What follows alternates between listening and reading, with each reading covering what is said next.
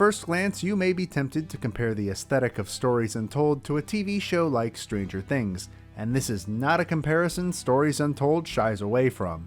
With marketing materials and a logo made specifically by the man who designed Stranger Things' logo, this game is trying to tell you from the start exactly what kind of story you'll be getting into. Originally released for the PC in 2017, it has found a good home among the Switch's many unique horror titles and could easily go toe-to-toe with the best of them. However, this move to a new system has also come with its fair share of problems. Stories Untold is a collection of 4 horror-themed tales, each with their own setting and aesthetic.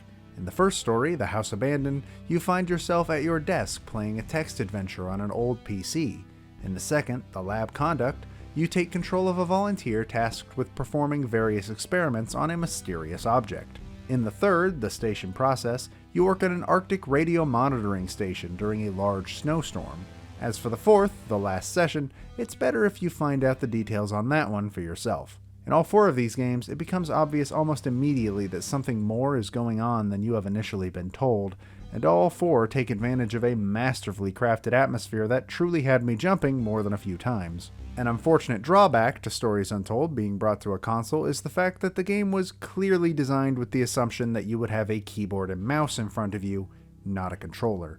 Whenever you need to input something on the in-game PC, pressing L will bring up an input menu where you can select whatever you need, though these options will differ depending on what story you're playing. Otherwise, a reticle can be moved around with the left analog stick, allowing you to interact with certain objects on your desk. While these controls certainly work fine in most situations, I could never shake the feeling that a mouse and keyboard would have felt much more immersive.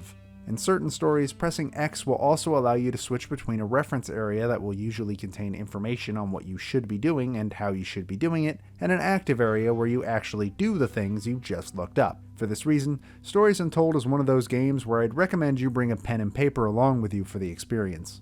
There are a few other flaws I found with the game, including a few of the puzzles that just seemed like they expected me to know too much or seemed to have problems actually providing me with the information I needed. In the second story, at one point, I had to input a series of glyphs, but the only hint the game ever gave me was the answer flashing on screen faster than I could ever possibly process it. Another puzzle seemed to expect me to be able to read and decipher Morse code with very little instruction, while one other expected me to input information from a microfiche that was just too blurry to read seemingly no matter what I did. While moments like these were low points of my playthrough, they didn't actually go so far as to make me dislike the experience overall. With its retro 80s aesthetic and multiple different settings and dangers to deal with, Stories Untold is a very well put together horror game, despite its flaws. Every story is short, clocking in at just around 30 to 45 minutes each, which makes this the perfect game to pop on during an evening get-together where your main goal is to spook your friends. The voice acting is also a high point, as each performance felt believable and different in a way that truly made me sink into each small world as I went.